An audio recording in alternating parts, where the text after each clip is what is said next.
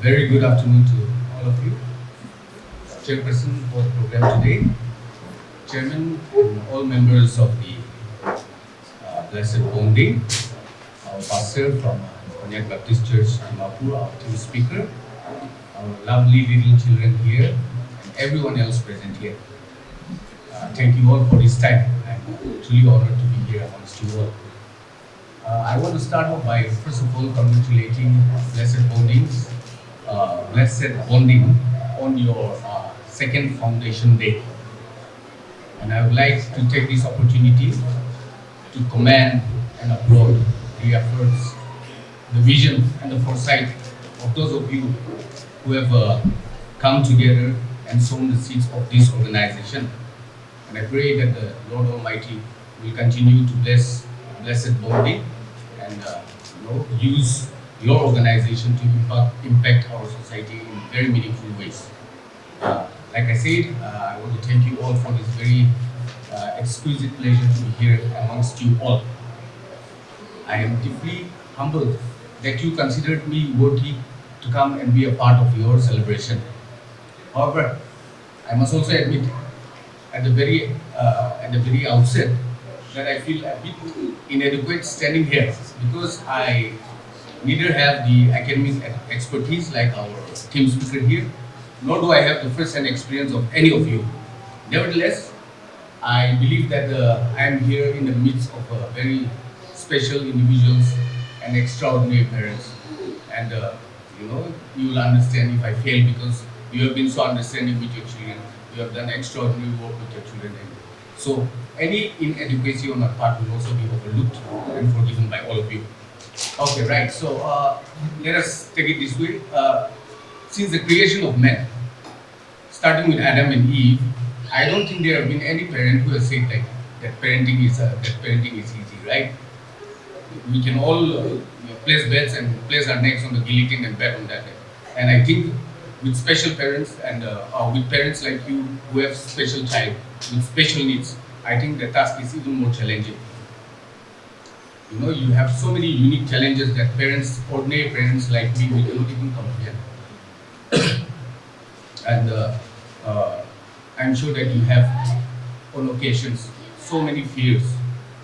You'll have doubts, and you'll have frustrations. You'll have moments where you'll feel broken, when you feel that you have been let down, where you feel that your heart are full of doubts.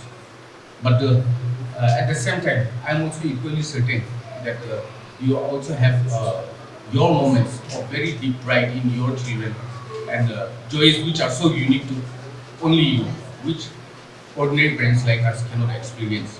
And so somehow I feel that with moments like those, every tear, every struggle that you have, and every problems that you have faced, and every prayer that you have met, those have all been met worthwhile by the joy and the challenges that you face when those that are so unique to you alone.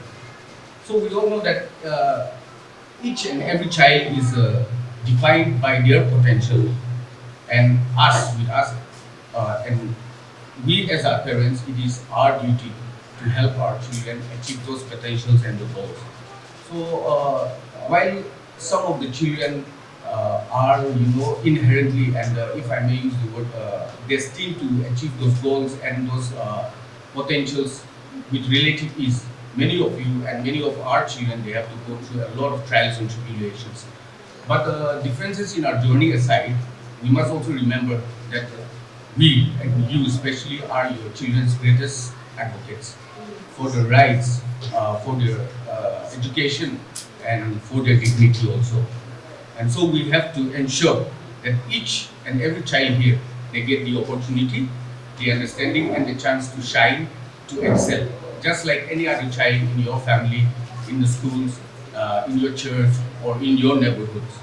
And it all begins with how we see them, and how we treat them, and how we support them.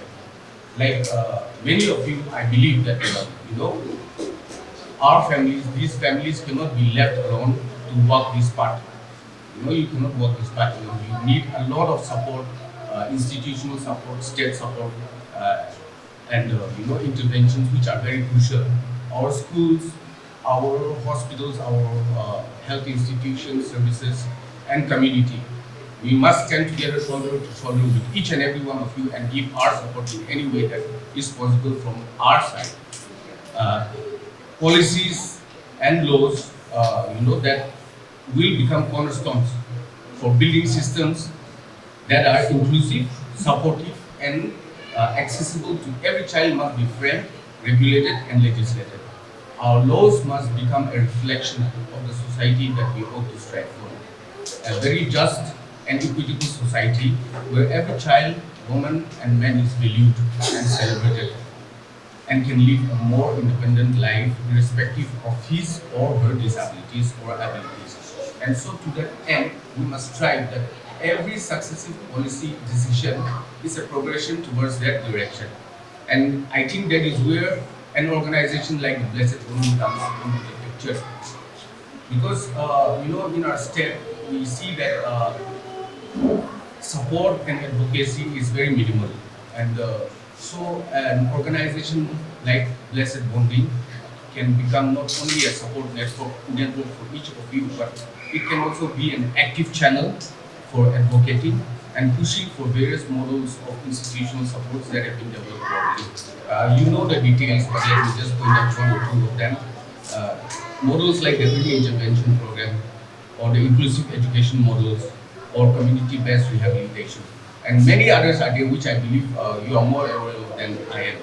And so we have to push for this kind of support. Our member earlier pointed out the lack of support, the lack of policies, and gaps in the policies that are there in our state, and maybe even in our country also. So I think that Blessed Bonding can be a start to a brighter future for our children when we fight for them. And the aspirants and also as members of the Blessed Bonding, I think each and every one of you has a very powerful voice. And so I would like to urge each and every one of you to reach out to people who are formulating the policies in the states. Create awareness on an individual level. Talk to your friends, talk to your families, talk to your neighbors also. If possible, write articles in the local papers, or I think now the most powerful thing is the social media. So I think we can harness the power of the social media and make sure that our voices are heard, our children are seen, their voices are heard, and they are loved equally or even more so. And so I think that every word and every bite and every meeting that you put out there can end up opening up at least one person's eyes. So I think you should take the opportunity and you should make every effort to make use of all the channels that are available to create more awareness of our children and their needs also. I know that the journey that you have had and the journey that you have ahead of you is not an easy one. But I'm also even more sure that your journey is more meaningful and more fulfilling than the ones that people like me have. And so I wish and I pray that God will give you immense, immeasurable strength, patience, and understanding to take this journey forward with your children. And at the same time, I would like to also encourage you to keep on continuing supporting one another. And more importantly, and very importantly, also seek support whenever you need from your friends from the community also. So I want to conclude by wishing everyone and all members of the Blessed Bonding a very, very happy second Foundation Day, and wish you all the best in your journey ahead together. Thank you. Nagaland TV, Sop Manulaga Awas. Watch us live on Geo TV and on your television sets as well. For Dimapur viewers, we are on channel number 994 in Global Chapter, and Kohima and Mokokchung viewers, switch to channel number 138 on Hornbill Digital. For all news and updates, follow us on Facebook, Instagram, YouTube, and Twitter.